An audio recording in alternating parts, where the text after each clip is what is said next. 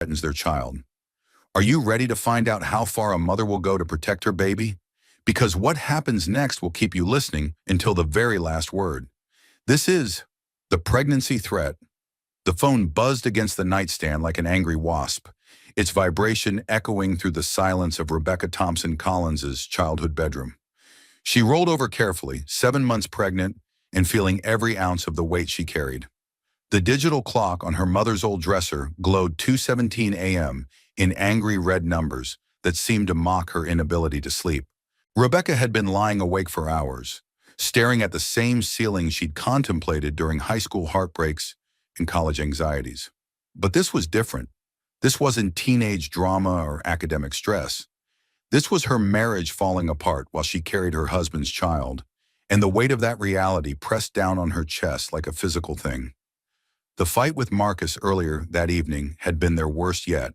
Not screaming or throwing things, but the cold, careful kind of argument where every word was chosen to inflict maximum damage. He'd come home late again, claiming a client dinner that had run long, smelling like expensive perfume that wasn't hers. When she'd asked about it, he'd looked at her with the kind of condescending patience reserved for children and mental patients. "You're being paranoid, Rebecca. Pregnancy hormones are making you imagine things." The dismissal had cut deeper than anger would have. The implication that her concerns weren't valid, that her instincts couldn't be trusted, that her growing suspicions were just hormonal delusions. So she'd packed a bag and driven to her mother's house in Riverside Heights, leaving Marcus alone in their 2-story colonial with the unfinished nursery and the growing distance between them that seemed to expand every day. Now her phone was buzzing insistently, pulling her from the edge of sleep she'd finally found. Rebecca's hand found the device automatically. Muscle memory from months of interrupted sleep and pregnancy insomnia. But this wasn't the baby keeping her awake. This was something else entirely. The screen lit up her face in the darkness, casting harsh blue light across features that had grown rounder and softer with pregnancy. Marcus's name appeared at the top of a text message, but the words beneath it made her blood freeze in her veins. "Can't wait to see you tomorrow. Wear the red dress." Rebecca blinked at the words, certain she was misreading them. She read them again, then a third time, as if repetition might change their meaning. 7 months pregnant, her body swollen and awkward, her ankles thick with fluid retention, her back aching from carrying their child. And her husband was texting someone else about red dresses and seeing them tomorrow. Her hands began to shake as she took a screenshot, the phone trembling between her fingers. Then another screenshot and another, as if the digital evidence might disappear if she didn't capture it immediately. She opened Marcus's message thread and scrolled up with growing horror, finding weeks of conversations she'd never seen. "Miss you already, beautiful. Counting down the hours until I can hold you again. Rebecca's staying at her mother's tonight. We have the house to ourselves. Can't stop thinking about last night." Each message was a knife twist, each timestamp a moment when she'd believed they were working through their problems, planning for their baby, building a life together. The dates showed the conversation had been going on for weeks, maybe months, while she'd been growing their child and trying to save their marriage. Rebecca checked her phone compulsively. Lock, unlock, read the messages again. Lock, unlock, screenshot more evidence, lock. The pregnancy had made her clumsy with everything, made her second-guess her own perceptions, made her doubt her instincts. She dropped the phone, and it clattered against her mother's hardwood floor with a sound that seemed impossibly loud in the quiet house. "Honey, you okay?" Patricia Thompson appeared in the doorway like a guardian angel, her silver hair catching the light from the hallway. At 58, Rebecca's mother had the instincts of a retired nurse, and the intuition of a woman who'd raised 2 children through every crisis imaginable. She wore her blue bathrobe, the same one Rebecca remembered from countless midnight conversations about boys and dreams and disappointments that had seemed so important at the time. "Marcus is cheating on me." The words fell out of Rebecca's mouth like broken glass, sharp and cutting and impossible to take back. She heard them echo in the silence of her childhood bedroom, surrounded by faded photographs of high school friends and participation trophies from a time when her biggest worry was whether she'd make the volleyball team. Patricia moved into the room with the careful grace of someone who'd spent decades responding to medical emergencies, settling onto the bed and making the old mattress creak with familiar sounds. The weight of her presence was immediately comforting, solid and real in a way that made Rebecca feel less alone. "What did you find?" Rebecca handed over the phone with trembling fingers, watching her mother's face change as she read through the messages.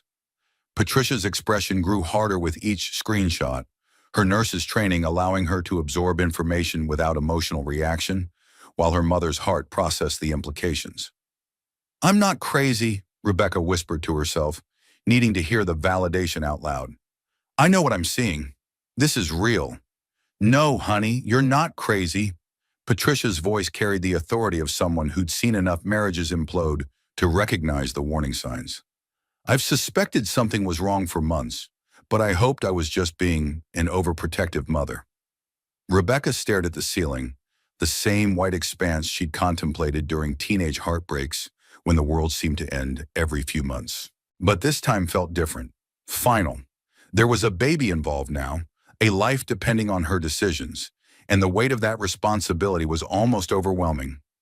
Her hand moved instinctively to her belly, feeling the solid roundness of 7 months of pregnancy. "What do I want to do?" she asked, the question directed more to herself than to her mother. Before Patricia could answer, the phone buzzed again in her hands, the same unknown number that had been texting Marcus. Rebecca's heart hammered against her ribs as she read the new message, the words appearing on screen like a death sentence. "The wife won't be a problem much longer." The room went completely silent except for the sound of Rebecca's sharp intake of breath. Patricia leaned over to read the screen, and the color drained from her face as she processed the implications of what they were seeing. "Rebecca," she said slowly, her voice taking on the careful tone she'd used when delivering bad news to patients' families. "This isn't just an affair." The weight of those words settled over them like a heavy blanket. Rebecca felt the baby move inside her, as if sensing the change in her emotional state, and realized that whatever she'd thought she was dealing with had just become something much more dangerous. She looked at her mother, seeing her own fear reflected in Patricia's eyes, and understood that her marriage hadn't just ended tonight. Her life as she knew it had ended too, and whatever came next was going to require strength she wasn't sure she possessed. But as she felt the baby kick against her ribs, Rebecca knew she was going to have to find that strength anyway.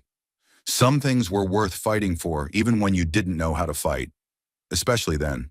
Dawn came gray and unwelcoming through the kitchen windows of Patricia's house, casting everything in the kind of pale light that made even familiar things look foreign and uncertain.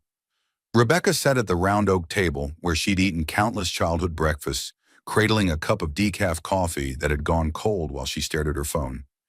She'd managed maybe an hour of sleep after the revelation about Marcus's affair, her mind spinning with questions and possibilities she didn't want to consider. The message about her not being a problem much longer had disappeared when she tried to screenshot it the second time, as if it had never existed. But Rebecca knew what she'd seen, and the memory of those words burned in her mind like a brand. "I need to go to the house," she told her mother over plates of scrambled eggs that neither of them was eating. Patricia looked up from her own untouched breakfast, concern etched in the lines around her eyes. "Maybe you should wait. Call Danny first. Get some support before you face whatever's waiting there." Rebecca's older brother Daniel worked private security for corporate clients, specializing in the kind of discreet investigations that wealthy people needed when they suspected their employees or business partners of betrayal. At 34, he'd made a career out of being protective, but Rebecca's pregnancy had amplified his instincts to an almost suffocating degree. "I can handle this myself," Rebecca said, though her voice lacked the conviction she was trying to project. "I need to see what else he's hiding." The drive to the house felt like traveling through a foreign country, even though she'd made the same trip thousands of times over the past 3 years of marriage. Everything looked different now, filtered through the lens of betrayal and the growing suspicion that Marcus's infidelity was just the surface of something deeper and more dangerous. She used her spare key to enter through the front door, grateful that Marcus had left for his supposed business trip to Atlanta the previous morning. The Colonial felt different in the early morning light, as if the walls themselves had absorbed the guilt and deception that had been festering within them. The air smelled stale, tinged with the remnants of cologne and something else she couldn't identify. Rebecca began her search systematically, the way her mother had taught her to approach any overwhelming problem. Break it down into manageable pieces, be thorough, document everything. 7 months pregnant made her slower and more deliberate, but it also made her more determined. She had to know the full scope of what she was dealing with.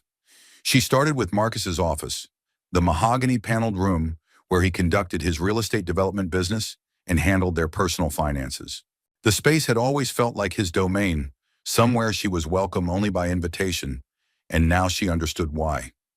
In his desk drawer, hidden beneath insurance policies and tax documents, she found credit card statements that made her stomach turn.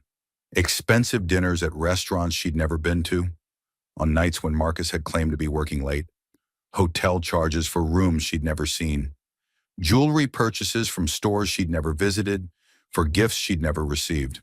The panic cleaning started without her conscious decision, a coping mechanism left over from childhood when controlling her environment was the only way to manage overwhelming emotions. Suddenly, she was 7 months pregnant and scrubbing baseboards at 6 in the morning, her knees aching and her back screaming because she couldn't control her husband's infidelity, but she could control whether the house was spotless. She cleaned with desperate efficiency, as if removing every speck of dust might somehow erase the evidence of Marcus's betrayal. The physical activity helped calm her racing thoughts, gave her time to process what she'd discovered, while her hands stayed busy with familiar tasks. Her phone rang, startling her from her cleaning frenzy. Danny's name appeared on the screen, and she answered with hands that still shook from adrenaline and cleaning supplies. "Mom told me what happened." Danny's voice was tight with barely controlled anger. "I'm coming over right now." "I'm fine," Rebecca lied, looking around at the evidence of her frantic cleaning session. "Becca, I'm coming over. Don't touch anything else until I get there." Daniel Thompson arrived within 20 minutes, his face grim and his movements purposeful. He carried coffee from Rebecca's favorite cafe and evidence bags from his security work, approaching the situation with the professional detachment that had made him successful in corporate investigations. He found Rebecca in the nursery, sitting among unopened boxes of crib parts and scattered paint samples for walls that might never be finished. The room felt like a monument to broken promises, filled with preparations for a future that was dissolving around her. "We're doing this right," Danny said, his voice gentler than his expression suggested. "Legal documentation, photographs with metadata, chain of custody procedures.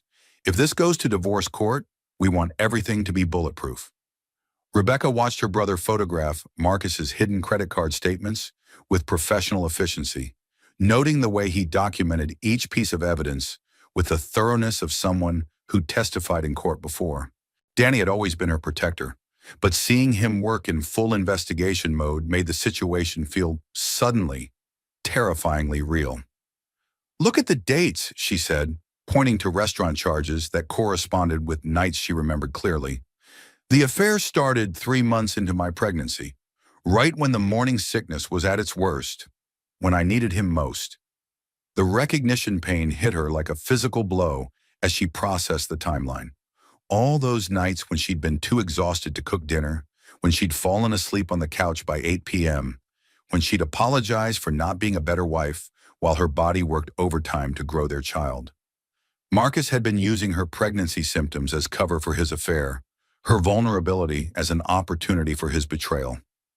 "I deserve better than this," she said aloud, needing to hear the validation in her own voice. "I know I did." Danny paused his photographing to look at her directly, his expression softening with the protective love that had defined their relationship since childhood. "You deserved a hell of a lot better than this, Becca. You deserved a husband who supported you through pregnancy, not one who used it as an excuse to cheat."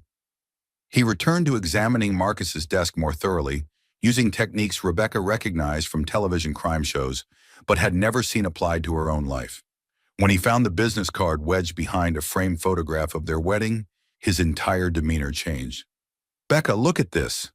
The card was simple white cardstock with black lettering, nothing flashy or attention-grabbing. Discreet Solutions was printed in clean, professional font, with a phone number and address below. But it was the handwritten note on the back that made Rebecca's blood run cold. V. Sterling referred you? The usual rate for pregnancy complications? She. Rebecca felt the baby kick hard inside her, as if responding to her sudden spike in heart rate and the flood of stress hormones coursing through her system. Danny, she said slowly, her voice barely above a whisper. What's the usual rate for pregnancy complications?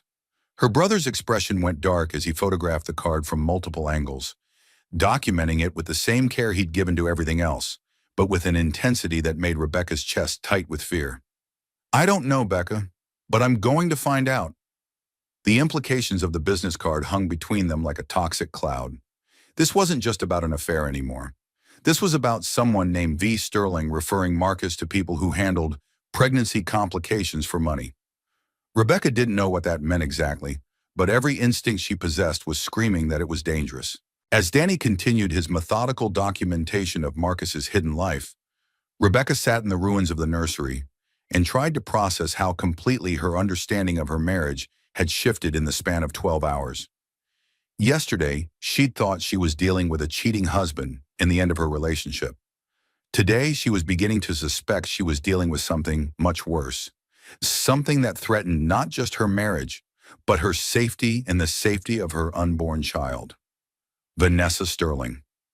The name on the business card felt familiar in Rebecca's mouth when she said it aloud, rolling the syllables around like she was trying to solve a puzzle. She sat in her mother's living room 3 hours later, surrounded by printouts and photographs Danny had made of all the evidence, trying to place where she'd heard that name before. The afternoon light streamed through Patricia's lace curtains, casting intricate shadows across the coffee table that was now covered with the detritus of a marriage's destruction. Credit card statements, photographs, phone records, and that damning business card with its cryptic message about pregnancy complications. Danny had left to make some calls to contacts in law enforcement and corporate security, promising to return with more information about discrete solutions and whoever V. Sterling might be. Patricia was at work, pulling a double shift at Riverside General Hospital, leaving Rebecca alone with her thoughts and her growing certainty that this situation was spiraling into something beyond a simple marital betrayal. Vanessa Sterling. The name nagged at her like a forgotten song lyric, something she should remember but couldn't quite grasp. Rebecca closed her eyes and tried to think of where she might have encountered someone with that name. Running through coworkers, neighbors, friends of friends, anyone who might have crossed paths with Marcus in a professional or social setting. And then the memory surfaced with crystal clarity, hitting her like cold water. Marcus's law firm had hired a new paralegal 6 months ago.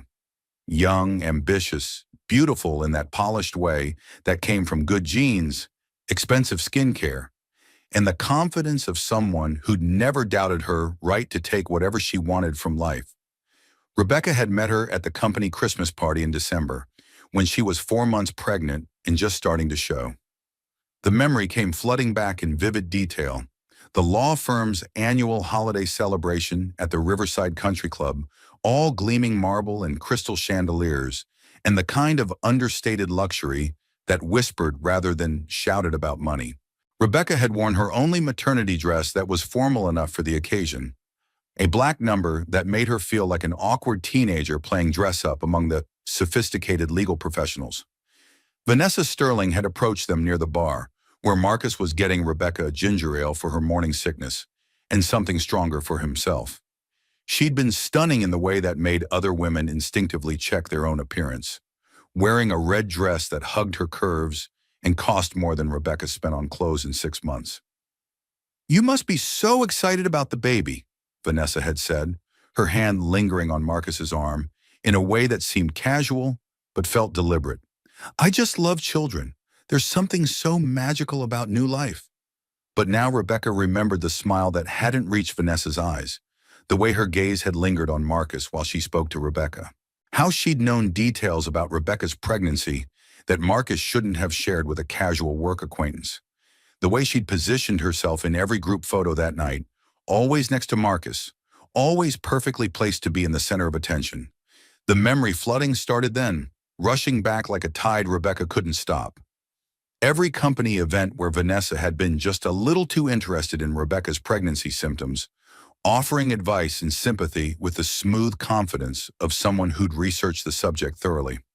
Every casual comment about how lucky Marcus was to have such an understanding wife who didn't mind him working late with demanding colleagues. "I should have seen it," Rebecca said aloud to the empty living room, her voice echoing in the space where she'd spent countless afternoons as a child. "I should have known something was wrong." Jennifer Walsh arrived 40 minutes later with reinforcements: chocolate ice cream, tissues, and the righteous fury that came from 15 years of friendship and zero tolerance for people who hurt the ones she loved. Jen taught fourth grade at Riverside Elementary and had the kind of moral clarity that came from working with children who saw the world in terms of right and wrong, without complicated gray areas. "Don't you dare blame yourself for this," Jen said, unpacking grocery bags with military efficiency while Rebecca recounted the morning's discoveries. "This is not your fault. This is Marcus being a cheating piece of garbage who took advantage of your trust." Jen moved through Patricia's kitchen like she owned it, putting ice cream in the freezer and making tea with the automatic competence of someone who'd been part of the family for over a decade. She'd been Rebecca's roommate in college, maid of honor at her wedding, and the first person Rebecca had called when she found out she was pregnant. "I never liked him," Jen announced, opening a container of chocolate chunk ice cream and handing Rebecca a spoon. "Too smooth, too perfect, like he practiced being charming in a mirror every morning. You could have mentioned that before I married him. You were happy, or at least you seemed happy, and I thought maybe I was wrong about him." Jen paused, spoon halfway to her mouth. "Turns out I wasn't wrong. I just wasn't wrong enough." Rebecca found herself laughing despite everything, the kind of slightly hysterical laughter that comes when stress reaches a breaking point and the only choice is to laugh or completely fall apart. Jen had always been able to do that, find humor in the darkest situations without minimizing the real pain involved. An hour later, Rebecca found herself in the bathtub, fully clothed, letting warm water soak through her maternity dress while she tried to process everything she'd learned. She locked the bathroom door, needing the only space in the house that felt completely safe and private. The water wasn't hot enough to harm the baby, just warm enough to provide some comfort she couldn't name or explain. She stayed there for 15 minutes, just breathing and existing in a space where no one expected anything from her except survival. The baby moved restlessly inside her, responding to her elevated stress levels, and she placed both hands on her belly and tried to send calming thoughts to the life growing within her. When she finally emerged, wrapped in one of her mother's thick terry cloth robes, Danny had returned with a file folder and an expression that made Rebecca's stomach clench with dread. "Vanessa Sterling, 28 years old, graduated from Georgetown Law School 2 years ago with honors," Danny said, spreading photographs and documents across the coffee table. "No major debts, ambitious career track, recently moved to an expensive downtown apartment that should be way outside her salary range as a junior paralegal." The photographs showed a woman Rebecca recognized but had never really seen clearly before. Vanessa leaving her apartment building in designer clothes that cost more than Rebecca's monthly grocery budget. Vanessa having lunch at restaurants where entrees started at $50. Vanessa shopping at stores that sold $1,000 handbags like they were everyday necessities. "She's not some naive victim who got swept up in an affair," Danny continued, his voice taking on the professional tone he used when briefing corporate clients. "This woman knows exactly what she's doing, and she's been planning it for a while." Sonnery. Rebecca studied the photographs more carefully, noting details she'd missed during their brief encounters at company events. The confidence in Vanessa's posture, the way she moved through expensive spaces like she belonged there, the calculating intelligence behind her beautiful exterior. This wasn't a woman who'd stumbled into an affair. This was a woman who'd identified a target and systematically pursued him. "Look at the timeline," Danny said, pointing to credit card records he'd somehow obtained. "Marcus started spending money on her 4 months ago, but the expensive purchases didn't begin until she moved to the new apartment 6 weeks ago. She's been escalating the relationship systematically." At 2 in the morning, Rebecca found herself Googling signs your husband is cheating, even though she already knew all the signs, even though she had photographic evidence and documented proof of Marcus's infidelity. But she needed the validation that came from reading other women's stories, the confirmation from strangers on the internet that she wasn't imagining things, that her instincts had been correct all along. The websites were full of testimonials from women who discovered affairs in similar ways. Late-night text messages, unexplained expenses, changes in behavior that their husbands dismissed as hormonal or paranoid. Reading their stories made Rebecca feel less alone, but it also made her realize how common this pattern was. How many women had been exactly where she was now? Her phone rang, interrupting her late-night research spiral. Danny's name appeared on the screen, and she answered immediately. "Becca, I got Marcus's phone records from my contact at the telecommunications company. You need to see this right now." "What time is it?" "Late, but this can't wait until morning." Danny arrived 20 minutes later with coffee and a stack of papers that made Rebecca's hands shake before she even looked at them. The phone records told a story she hadn't expected, one that made everything so much worse. The affair wasn't new. The first calls to Vanessa's number had started 8 months ago, before Rebecca was pregnant, before the pregnancy was even a possibility they'd discussed. The pattern of calls showed a relationship that had been building slowly and deliberately over months. "He never wanted the baby," Rebecca said, the realization hitting her like a physical blow. The pregnancy didn't complicate an existing affair. The affair was already established when I got pregnant. "Becca," Danny's voice was careful, controlled in the way that meant he was about to deliver news that would change everything. "There's something else. I ran a background check on Discreet Solutions. And they don't just handle affairs or reputation management. They specialize in making problems disappear. Permanently." Rebecca set her coffee cup down with hands that trembled, placing both palms on her belly and feeling the baby move restlessly inside her, as if the child could sense the danger they were both in. "This isn't just an affair," she whispered to herself, the words carrying the weight of terrible understanding. "This is something else entirely." The room fell silent except for the sound of her own breathing and the distant hum of traffic from the highway. Rebecca looked at her brother, seeing her own fear reflected in his eyes, and understood that whatever she'd thought she was dealing with had just become something much more dangerous than a cheating husband. This was about someone who wanted her gone completely, and they were willing to pay professionals to make that happen. Discreet Solutions operated out of a nondescript office building in downtown Riverside, the kind of place where businesses rented space by the month and no one asked too many questions about what their tenants actually did for a living. Rebecca sat in Danny's black sedan outside the building at noon the next day, watching a steady stream of people come and go. Lawyers in expensive suits carrying briefcases that probably cost more than most people's monthly salary. Consultants with the kind of bland, forgettable faces that suggested they specialized in solving problems people didn't want to think about too carefully. Private investigators who moved with the careful awareness of people accustomed to being watched and watching others in return. The building itself was unremarkable. Gray concrete in tinted glass, designed to blend into the urban landscape without drawing attention. But something about it made Rebecca's skin crawl, as if the very air around the place was tainted with secrets and things better left unexamined.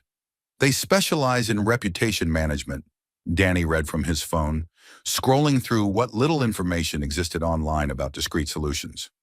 "Evidence disposal, witness relocation, corporate security consulting, personal protection services." What kind of reputation management requires evidence disposal? "The kind that operates in legal gray areas," Danny replied, his voice grim. "The kind that wealthy people use when they need problems solved quietly and permanently." Rebecca felt the baby kick harder than usual, a sharp jab against her ribs that made her wince. She'd read somewhere that unborn babies could sense their mother's emotional state, that stress hormones crossed the placental barrier and affected the developing child. The thought that her fear was hurting her baby made everything exponentially worse. "What kind of problem would I be?" she asked, though she already knew the answer with the clarity that comes from facing an unthinkable truth. Danny's jaw tightened, and he was quiet for a long moment before answering. "The kind that complicates divorce proceedings, claims half his assets, receives child support for 18 years. The kind that makes starting over with a younger woman legally and financially complicated." Patricia arrived with lunch from Rebecca's favorite deli, finding them still parked outside the Discreet Solutions building like they were conducting surveillance on enemy territory. She took one look at the business card Danny was holding and her nurse training kicked in with automatic efficiency. "We're calling the police right now." "With what evidence?" Danny asked, his frustration evident. "A business card? Suspicious text messages that disappeared? We need more than suspicions before we involve law enforcement." "And more of what exactly?" "Proof of intent, documented threats, evidence of actual criminal activity, not just the possibility of it." Rebecca felt rage building in her chest, hot and unfamiliar and somehow clarifying. Not just anger at Marcus for his betrayal, but fury at her own naivete. How long had she been the stupid wife, the inconvenient obstacle standing between her husband and whatever life he really wanted? The rage felt different from any emotion she'd experienced before. It was maternal, protective, fierce in a way that surprised her with its intensity. Someone was threatening her child, and every instinct she possessed was responding to that threat with a determination that bordered on violence. "I'm not paranoid," she said, needing to hear the validation out loud. "Something is really wrong here, and I'm not imagining it." "No, honey," Patricia said, squeezing her hand. "You're not paranoid. Your instincts are trying to protect you and the baby." That night, alone in her mother's house while Patricia worked another shift at the hospital, Rebecca researched discrete solutions more thoroughly. The official website was professionally designed but deliberately vague, full of corporate speak about comprehensive problem solving and discrete consultation services, without ever specifying what problems they actually solve. But buried in legal forms and divorce attorney discussion boards, she found references that made her blood run cold. Lawyers sharing warnings about opposing parties who'd hired discrete solutions. Divorce cases where pregnant wives had suddenly relocated out of state for mysterious health reasons. Accidents that seemed coincidental but had resulted in convenient miscarriages that simplified custody arrangements. Women who'd been committed to psychiatric facilities during contentious divorce proceedings, only to suffer tragic complications that ended their pregnancies and, in some cases, their lives. Always within the bounds of plausible deniability, always explainable as unfortunate coincidences or pre-existing medical conditions. Her hands shook as she read testimonials from attorneys who'd lost cases against clients represented by lawyers who'd used discrete solutions. The pattern was always the same. A problem person would become unstable, require medical intervention, and then suffer complications that eliminated them as obstacles to their spouse's desired outcome. The baby kicked restlessly, as if sensing Rebecca's growing terror, and she placed both hands on her belly and tried to send calming thoughts to the life growing inside her. But her own fear was too overwhelming to hide, and she could feel her stress affecting the baby's movements. Rebecca found herself sitting in her car outside Marcus's office building the next morning, unable to force herself to go inside and confront him with what she'd learned. She'd driven there with some vague idea of demanding answers. But now that she was here, the thought of facing him terrified her. She watched Vanessa leave the building for lunch, elegant and confident in a way that made Rebecca feel dowdy and awkward by comparison. Everything about the younger woman spoke of someone who'd never doubted her right to take whatever she wanted from life, who'd never had to compromise or settle or make do with less than perfection. Vanessa moved through the world with the fluid grace of someone who'd been beautiful her entire life, who understood instinctively how to use that beauty as a weapon. She was everything Rebecca felt she wasn't right now. Slim, sophisticated, unencumbered by the physical and emotional weight of carrying another human being. Rebecca's phone rang, startling her from her surveillance. Unknown number. "Mrs. Collins?" The voice was professional, calm, completely ordinary. The kind of tone used by customer service representatives and medical receptionists, people who dealt with problems as routine business matters. "Yes? This is regarding the consultation your husband arranged. We should meet to discuss the situation." Rebecca's mouth went dry, her heart hammering against her ribs with such force she was sure the caller could hear it through the phone. "What consultation?" "Tomorrow, 2 p.m., Riverside Park near the playground area. Come alone, and we can explain everything." "I don't understand." "Mrs. Collins, your husband is concerned about your stability during this pregnancy. We're here to help, but we need to discuss the options available." The line went dead before Rebecca could respond, leaving her sitting in her car with a phone that suddenly felt like it weighed 100 pounds. She stared at the device for several minutes, trying to process what had just happened. Someone from Discreet Solutions wanted to meet with her about her stability during pregnancy. Her husband had arranged a consultation without her knowledge. They were talking about options and help in the same tone someone might use to discuss insurance policies or mortgage refinancing. Rebecca called the number back twice, but both attempts went straight to voicemail, with a generic recording that identified the number, but provided no information about who might be calling or what organization they represented. She sat in the parking lot for 20 minutes, staring at her phone and trying to decide whether to call Danny immediately or try to handle this herself. Part of her was tired of being protected and managed, tired of being treated like she was too fragile to deal with her own life and problems. But as she drove home, Rebecca couldn't shake the feeling that tomorrow's meeting would change everything, that whatever happened at Riverside Park would determine not just the future of her marriage, but the future of her life and her child's life. The stakes had just gotten higher than she'd ever imagined possible.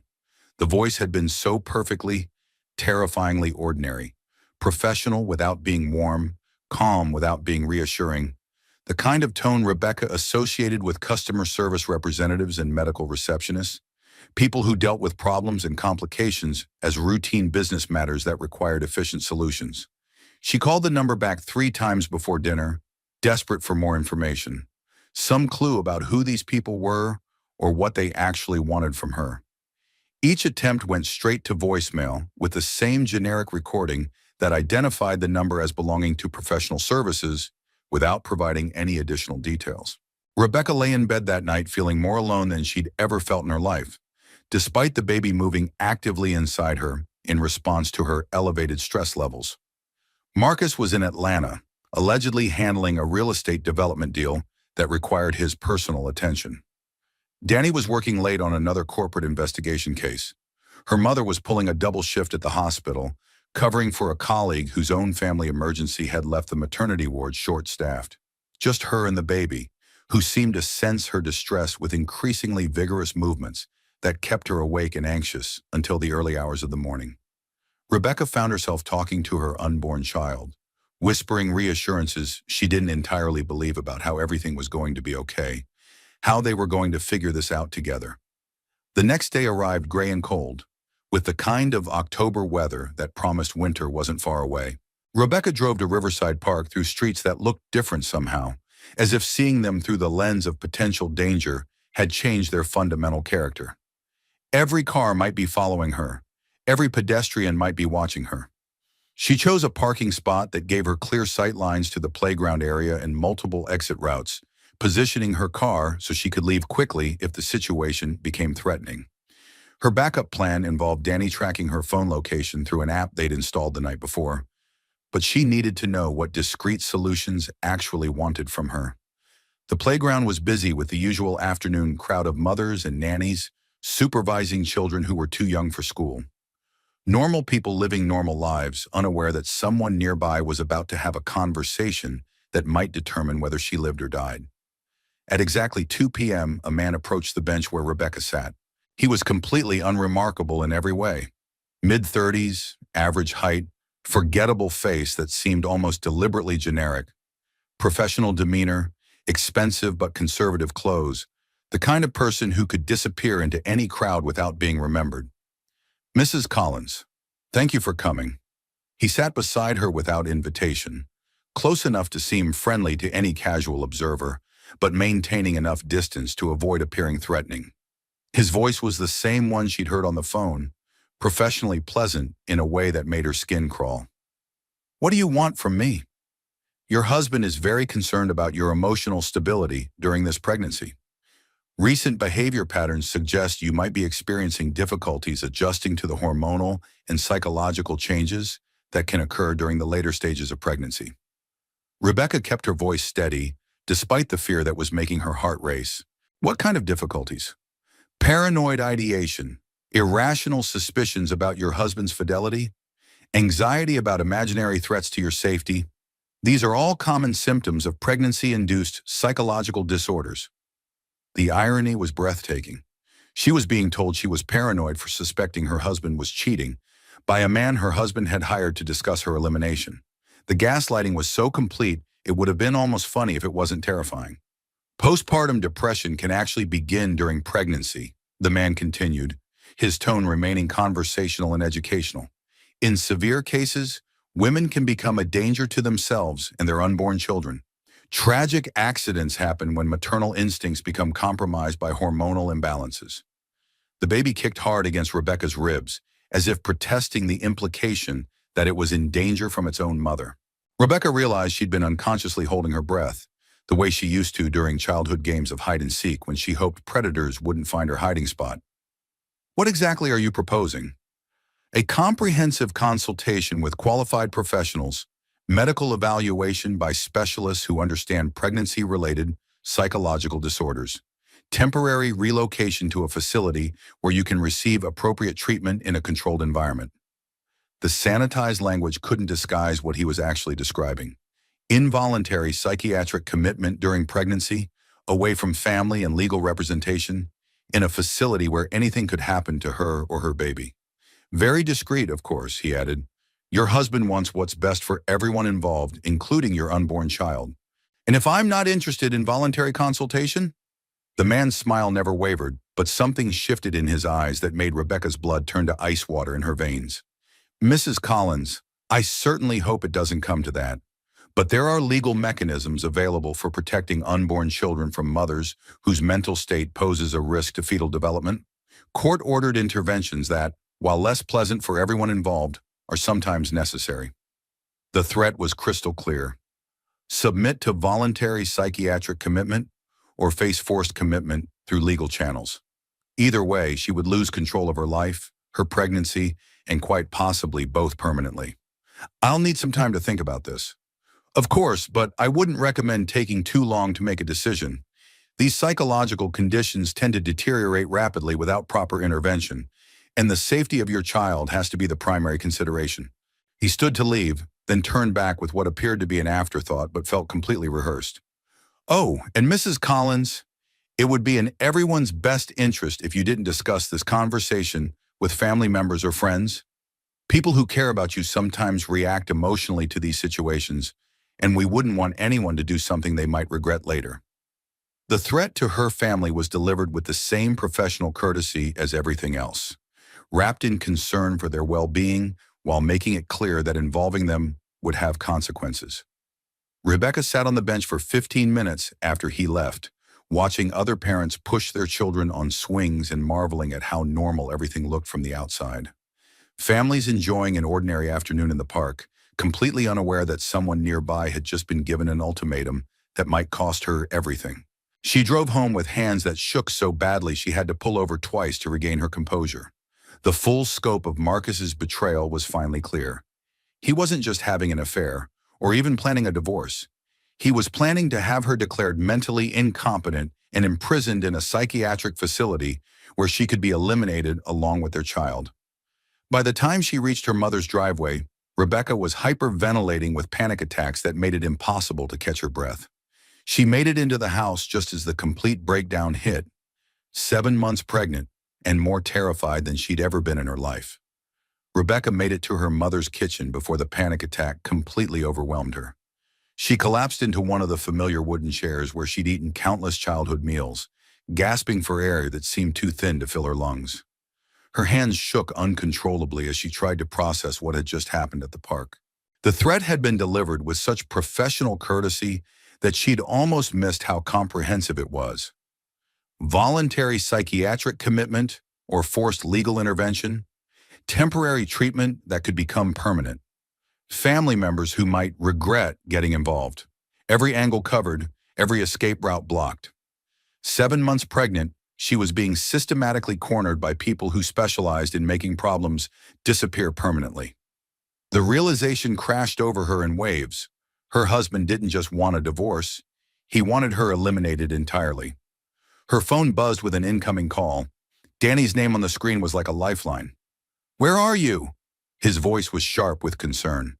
"I've been tracking your location, and you've been sitting in the driveway for 10 minutes. Danny, they threatened me. They threatened the baby. They want to have me committed to a psychiatric facility. I'm already in my car. Don't go anywhere. Don't call anyone else. And don't make any decisions until I get there."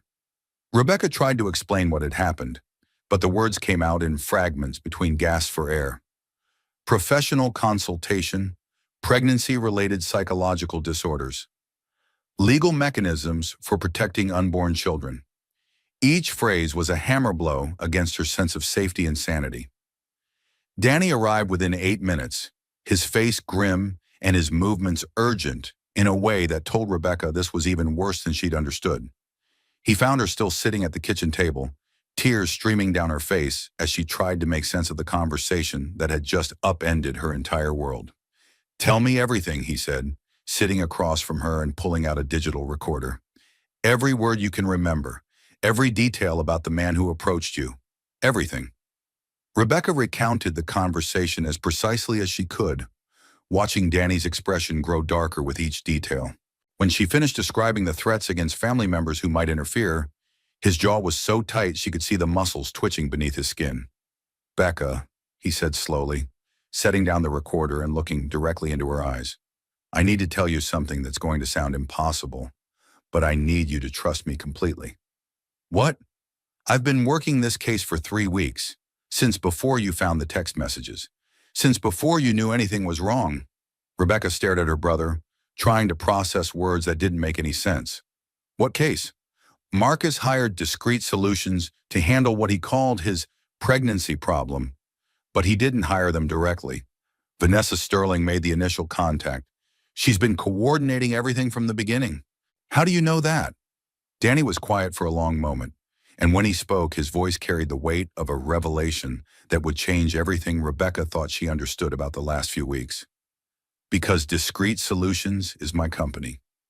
The words hung in the air like a physical presence.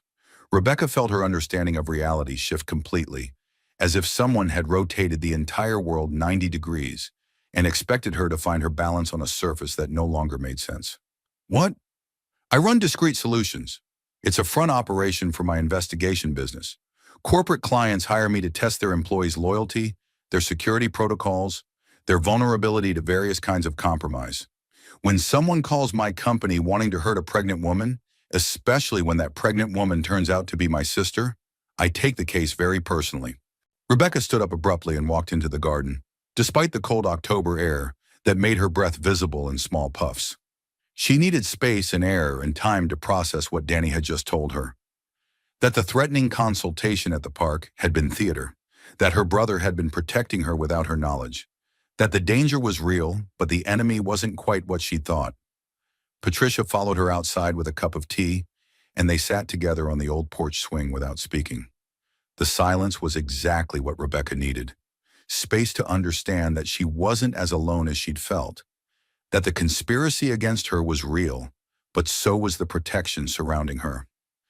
"Every conversation has been recorded," Danny explained when she came back inside 20 minutes later. "Every meeting documented with video and audio from multiple angles. Every threat captured with the kind of quality that will hold up in court." He opened his laptop and showed her surveillance footage she hadn't known existed. Her meeting with the Discreet Solutions representative, filmed from at least 3 different angles with audio so clear she could hear every subtle threat in perfect detail. "I wasn't going crazy," Rebecca said, the validation flooding through her like physical relief. "People really were plotting against me." "You weren't crazy. You were in real danger from people who've done this before to other women in similar situations." Danny pulled up more files on his computer, revealing the scope of his investigation. Recorded phone conversations between Marcus and Vanessa that made Rebecca's stomach turn. Financial records showing payments to various consultants and specialists. Text messages detailing their plan with the clinical precision of people who'd researched every legal and medical angle. "But Becca, there's more," Danny said, his voice carrying a warning that made her brace for another devastating revelation. "The plan isn't just psychiatric commitment. They've been coordinating with people at the facility who specialize in pregnancy complications. They want to cause a miscarriage and make it look like a medical accident during treatment."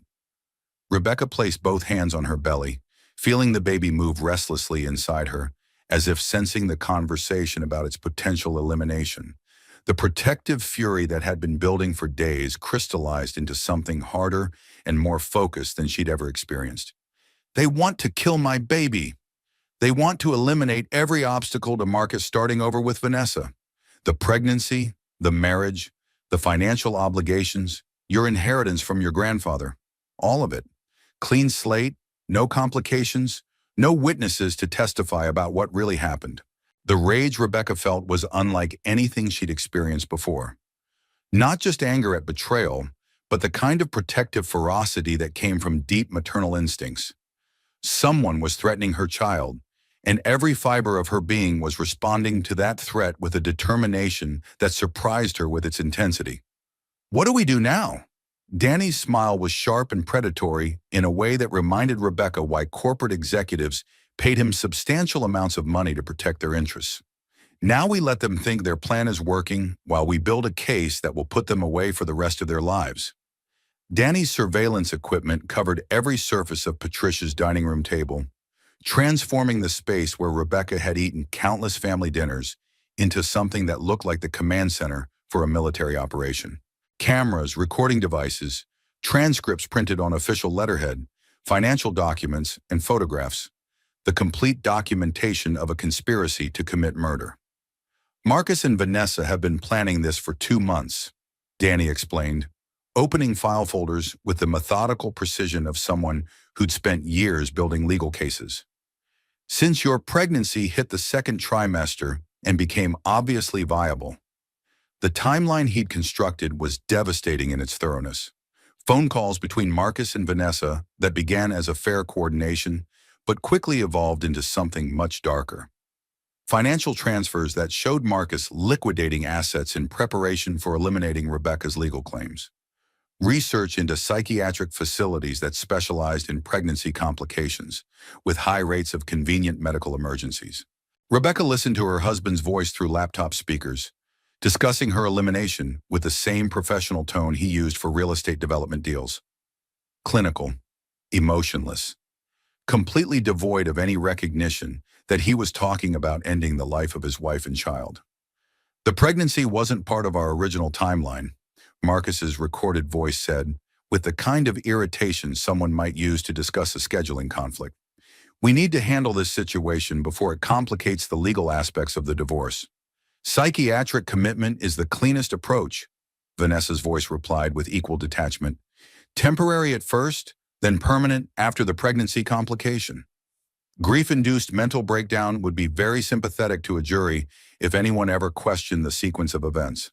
The baby Rebecca was carrying was never referred to as a child or as Marcus's son or daughter.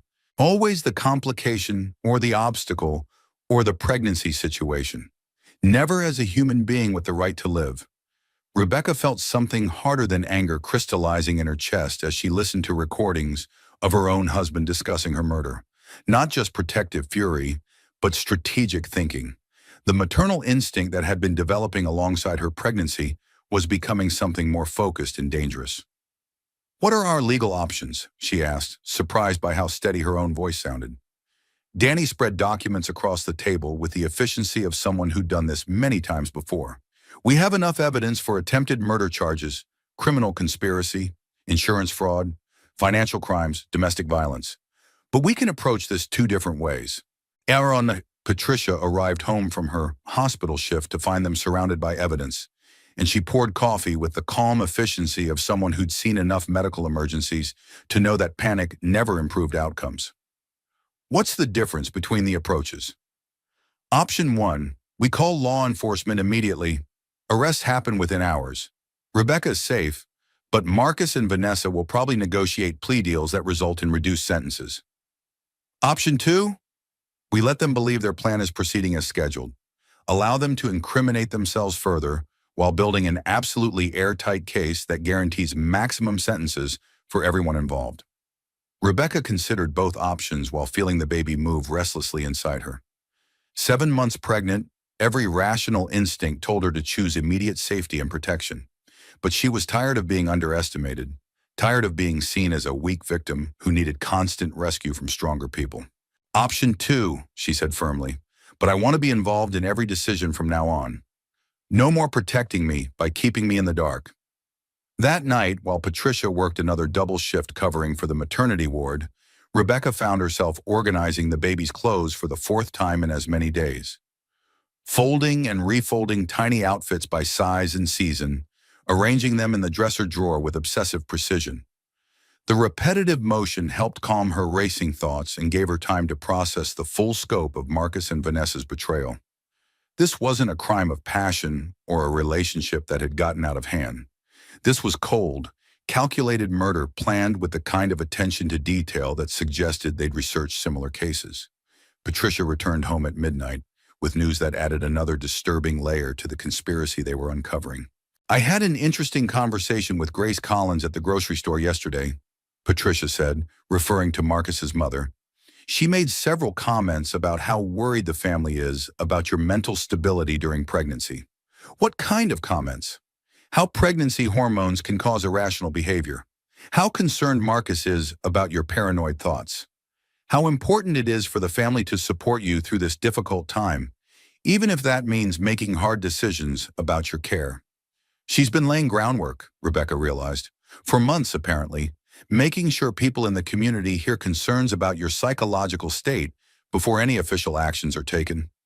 The scope of the conspiracy was larger than Rebecca had imagined. This wasn't just Marcus and Vanessa improvising a solution to an inconvenient pregnancy. This was a coordinated campaign involving multiple family members, designed to create a narrative that would make her elimination seem reasonable and necessary. Danny's phone rang at 11:30 p.m. Marcus, calling from his hotel room in Atlanta, where he was supposedly handling urgent business matters. Danny answered in character as the discreet solutions consultant who'd been coordinating Rebecca's psychiatric commitment. "Everything is proceeding according to schedule," Danny said in the professionally calm voice Rebecca now recognized. "Mrs. Collins is cooperating with the evaluation process." "How is she responding to the medication?" Marcus asked. Rebecca felt her blood freeze. "What medication?" "The mild sedatives are helping with her anxiety and paranoid ideation," Danny replied smoothly. "She's becoming more compliant and less likely to resist the treatment recommendations." "Excellent. The sooner we can resolve this situation, the better for everyone involved." "The psychiatric facility is prepared to receive her tomorrow evening. Once she's admitted, we can begin the more intensive treatment protocols." "And the pregnancy complication?" "Will occur naturally as a result of the stress and medication interaction. These things happen frequently during psychiatric treatment. Very unfortunate, but not uncommon with patients in her condition."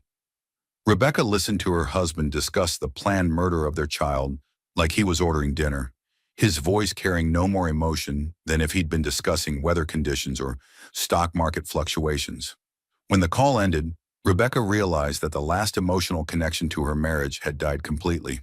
Whatever love she'd felt for Marcus, whatever hope she'd harbored for their relationship, had been incinerated by hearing him coordinate her elimination with professional efficiency. "Tomorrow night," Danny said, looking at the notes he'd taken during the call, "that's when they expect you to be committed to the psychiatric facility." "What happens tomorrow night?" "We spring the trap that puts them away forever." The plan Danny outlined was elegant in its simplicity and devastating in its completeness. Rebecca would appear to cooperate with the psychiatric evaluation that Marcus and Vanessa had arranged, allowing them to believe their conspiracy was succeeding while documenting every aspect of their criminal intent with courtroom-quality evidence. "The beauty of this approach," Danny explained as they rehearsed Rebecca's performance, "is that they'll incriminate themselves completely while thinking they're about to eliminate the only witness to their crimes." Rebecca practiced her role in front of Patricia's bedroom mirror, learning to project vulnerability without seeming theatrical, confusion without appearing obviously deceptive. The goal was to seem like a pregnant woman whose mental state was deteriorating under the stress of imaginary paranoid thoughts. "I worry about my ability to handle motherhood," she rehearsed, the words tasting like poison in her mouth. "Sometimes I feel disconnected from reality, like people are plotting against me." Each lie was carefully crafted to support Marcus's narrative, while staying just short of claims that could be medically disproven. Emotional instability that could be attributed to pregnancy hormones. Anxiety that could be explained by first-time mother fears. Paranoid thoughts that happened to be completely accurate. The psychiatric consultation was scheduled to take place at a medical office Danny had rented specifically for this operation. Dr. Frederick Walsh, the consulting psychiatrist, was actually Danny's business partner in the investigation firm. but his credentials as a licensed mental health professional were completely legitimate. Marcus attended the session via video call from his hotel room in Atlanta, his face pixelated by a poor internet connection, but his voice coming through with crystal clarity. Vanessa sat beside Rebecca in the consultation room, playing the role of concerned friend with Oscar-worthy conviction. "I've been so worried about Rebecca," Vanessa said, reaching over to squeeze Rebecca's hand with apparent sympathy. "She's been saying things that don't make sense, having paranoid thoughts about people plotting against her and her baby." The irony was so complete it took all of Rebecca's self-control not to laugh out loud. She was being called paranoid for suspecting a conspiracy by one of the people actively conspiring against her, while surrounded by recording equipment that was documenting the conspiracy in real time. Dr. Walsh conducted a thorough professional evaluation, asking standard questions about Rebecca's mood, sleep patterns, anxiety levels, and relationship with reality. Rebecca answered with carefully modulated honesty, letting her genuine stress show through while avoiding any statements that would contradict the narrative Marcus and Vanessa needed to hear. "I feel overwhelmed sometimes," Rebecca admitted, allowing real emotion to color her voice. "Like there are threats everywhere, but I can't identify what they are or where they're coming from." "Have you been having thoughts about harming yourself or your baby?" Dr. Walsh asked, following the standard protocol for evaluating pregnant women with psychological concerns. "Not exactly harming," Rebecca said carefully, "but sometimes I wonder if the baby would be safer if I wasn't responsible for protecting it. Like maybe other people could take better care of it than I could." After the formal evaluation, Vanessa and Dr. Walsh discussed treatment options while Rebecca waited in an adjacent room. The conversation was recorded through equipment Danny had installed throughout the medical suite, capturing every word with courtroom-quality audio.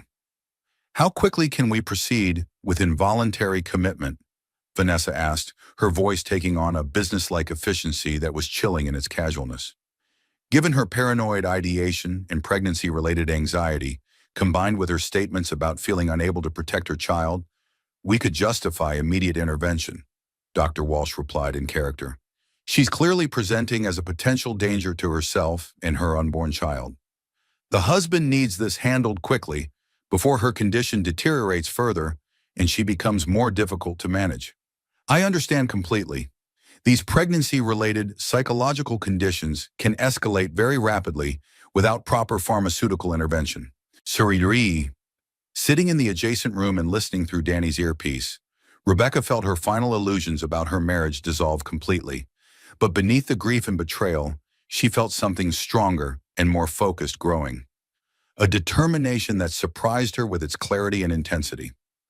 That evening, Danny revealed the complete financial scope of Marcus and Vanessa's conspiracy, bank records showing systematic asset liquidation over the past 4 months. Rebecca's inheritance from her grandfather transferred to offshore accounts linked to shell companies Vanessa had established. Their joint savings, their emergency fund, even equity borrowed against the house, all moved to financial instruments that Rebecca couldn't access or trace. "They've stolen almost $200,000, Danny said, showing her documentation that made her stomach turn. "Everything you brought to the marriage, everything you earned during the marriage, everything you inherited independently. All of it transferred to accounts that will disappear as soon as you are declared mentally incompetent." Rebecca stared at her reflection in the bathroom mirror that night, noting how pregnancy had changed not just her body, but her entire face. Her eyes looked different, harder, more focused, less trusting.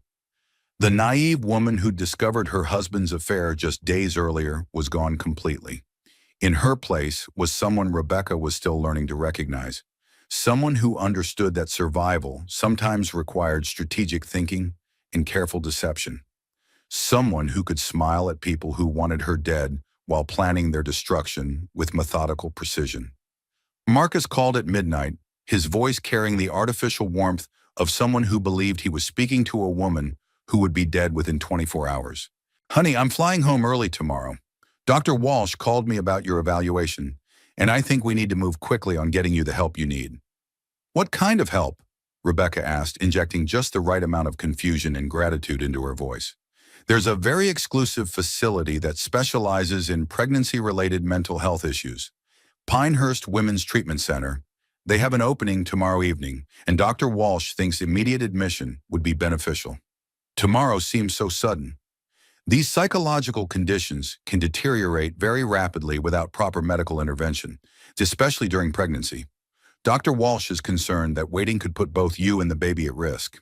Rebecca played her part perfectly, sounding grateful for Marcus's concern, while inside her chest something cold and calculating was making final preparations for war. If you think it's what's best for us. I do, sweetheart. We'll discuss all the details when I get home tomorrow afternoon.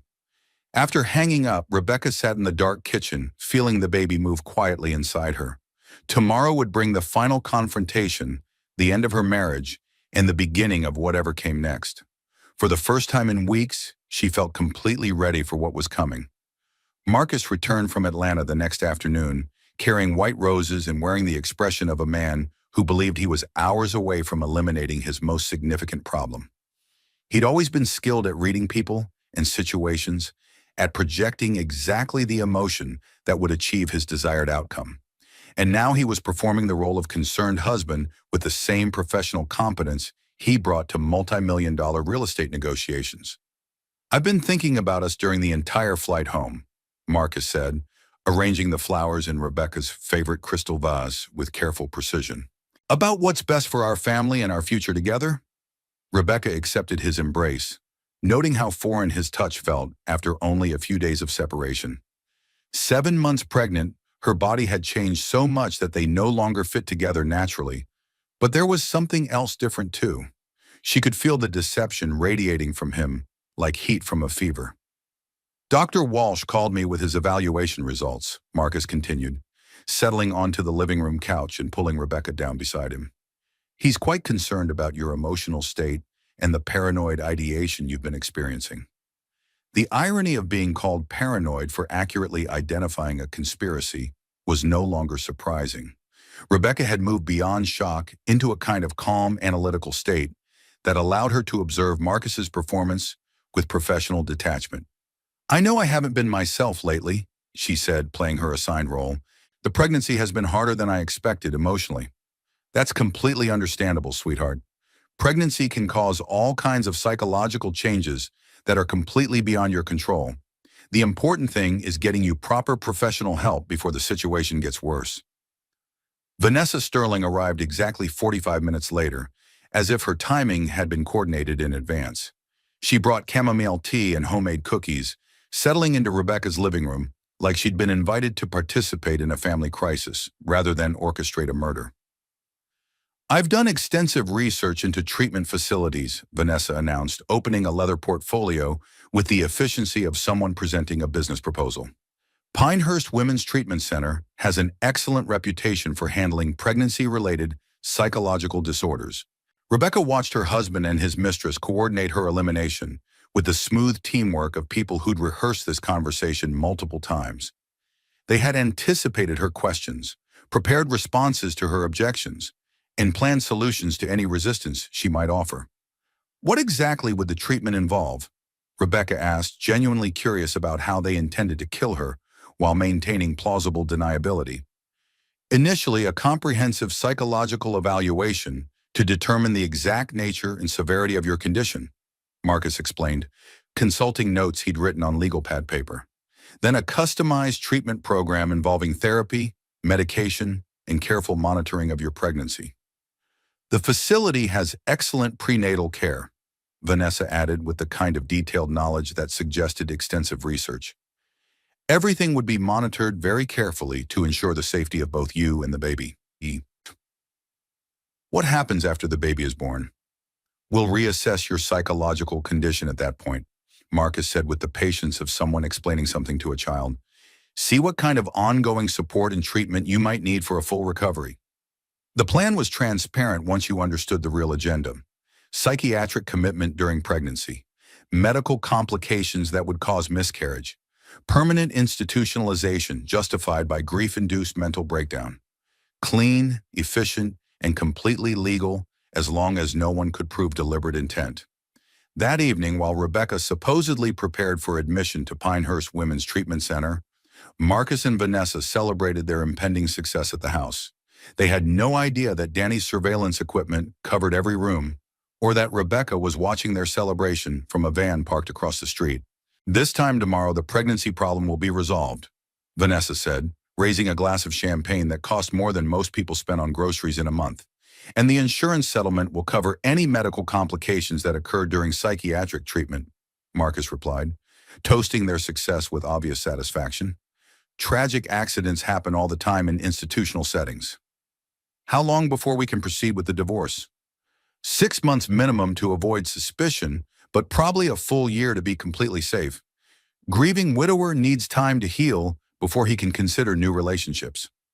They discussed Rebecca's murder like a business merger, complete with timelines and risk assessments and contingency plans for various complications. Marcus made jokes about Rebecca's trusting nature. Vanessa laughed about how easy it had been to manipulate a pregnant woman whose maternal instincts made her vulnerable to concerns about her baby's well-being.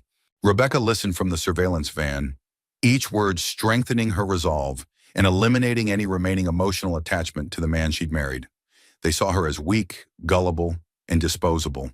They were about to discover how completely they'd misunderstood the situation. At exactly midnight, she called Marcus from her mother's house. "I've been thinking about everything we discussed today," she said, injecting uncertainty into her voice. "I'm not sure I'm ready for the treatment facility. Maybe we should talk more first." "Rebecca, we've been through this," Marcus replied, and she could hear irritation bleeding through his false patience.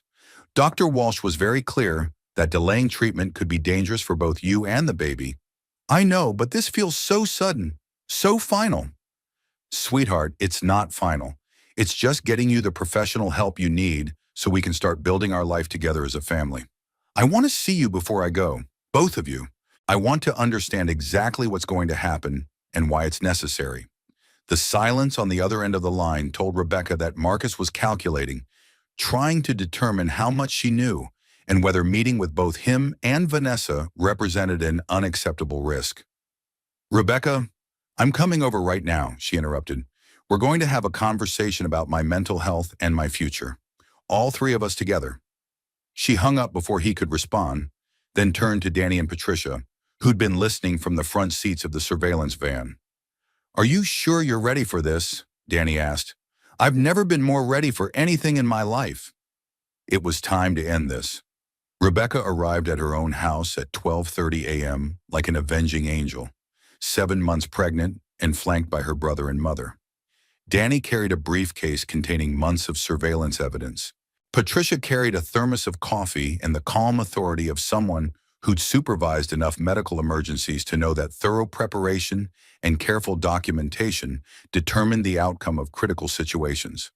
The house looked different in the darkness, as if the crimes planned within its walls had changed its fundamental character. Lights were still on in the living room, where Marcus and Vanessa had been celebrating, their expensive champagne and casual discussion of murder interrupted by the arrival of the woman they'd been planning to eliminate.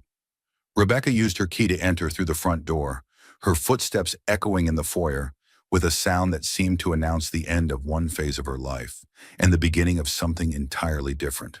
Marcus and Vanessa were exactly where the surveillance had shown them, sitting on the leather couch Rebecca had chosen when they'd first bought the house. Wine glasses half empty on the coffee table. Celebration paused in the middle of toasts to their successful conspiracy. "Rebecca!" Marcus stood up quickly, his real estate developer's smile slipping automatically into place. "What are you doing here? I thought you were staying at your mother's house tonight." Vanessa remained seated, but Rebecca could see her calculating behind her beautiful exterior, trying to assess how much Rebecca knew and what threat she might represent to their carefully constructed plan. "I'm here to discuss my mental health, Marcus," Rebecca said, her voice steady and clear in a way that made both of them shift uncomfortably. "Specifically how you and Vanessa have been planning to destroy it." She opened Danny's briefcase and pulled out a portable speaker, the same professional equipment she used for marketing presentations at work. "High-quality audio reproduction for high-quality evidence. I've been having some very interesting conversations lately," Rebecca continued, connecting her phone to the speaker with movements that were deliberate and theatrical. "I thought you might want to hear what people have been saying about me." She pressed play. Marcus's voice filled the living room with crystal clarity, emerging from professional-grade surveillance equipment. The pregnancy wasn't part of our original timeline. We need to handle this situation before it complicates the legal aspects of the divorce. The color drained from both their faces as they listened to their own voices discussing Rebecca's elimination with the clinical detachment of people planning a business transaction. Vanessa's response followed immediately. Psychiatric commitment is the cleanest approach. Temporary at first, then permanent after the pregnancy complication. Grief-induced mental breakdown would be very sympathetic to a jury if anyone ever questioned the sequence of events. That's not... We never said... Marcus started, but Rebecca cut him off with the next recording. Their conversation from 3 hours earlier, captured through equipment Danny had placed throughout the house. This time tomorrow, the pregnancy problem will be resolved. The insurance settlement will cover any medical complications during psychiatric treatment. Tragic accidents happen all the time in institutional settings. Each recording was more damning than the previous one. Every plan, every threat, every casual discussion of her death and the death of their unborn child, captured in their own voices with courtroom-quality audio that eliminated any possibility of denial or explanation. "The police are already on their way," Danny announced, checking his watch with professional precision. "They should arrive within the next 10 minutes with warrants for both of your arrests." Rebecca sat heavily in her favorite armchair. The blue fabric chair that Marcus had always complained didn't match the rest of their carefully coordinated furniture. Her hand rested on her belly, feeling the baby move restlessly inside her, as if sensing the tension and finality of the moment. "You stole my inheritance," she said, her voice carrying the calm authority of someone stating documented facts. "You planned to have me committed to a psychiatric facility. You coordinated with people there to cause a miscarriage that would look like a medical accident. You wanted to kill our baby and make it appear to be the result of pregnancy complications during treatment for mental illness." "Rebecca, you're not thinking clearly," Marcus tried, falling back on the gaslighting that had worked so effectively during their marriage. "Stop." The word came out with enough force to shut him up completely. "I know exactly what I'm thinking. I have recordings of every conversation, documentation of every financial transfer, evidence of every aspect of your conspiracy. I know exactly what you plan to do to me and to our child." Vanessa, realizing her situation was completely hopeless, made a strategic decision that surprised everyone in the room. "He promised me everything," she said, looking directly at Rebecca with what might have been genuine emotion. "Marriage, financial security, a life together after you were gone. But he's been planning to dispose of me too, once your inheritance was secure and the divorce proceedings were finalized." She pulled out her phone and showed Rebecca text messages that made her stomach turn. Conversations between Marcus and another woman, someone younger than Vanessa, another paralegal at his law firm named Jennifer Chen. "He told me I was special, that we'd build a life together," Vanessa continued, her voice breaking with what sounded like genuine emotion. "But he's been setting up his next affair since last month. Text messages to Jennifer Chen about how beautiful and understanding she is, how different she is from his crazy pregnant wife and his clingy mistress." The additional evidence was devastating in its completeness. Marcus hadn't just planned to eliminate Rebecca. He'd been preparing to eliminate Vanessa as well, moving on to his next victim with the same cold calculation he'd used to destroy his marriage. "You were never going to marry me," Vanessa said, looking at Marcus with an expression that mixed hurt and fury.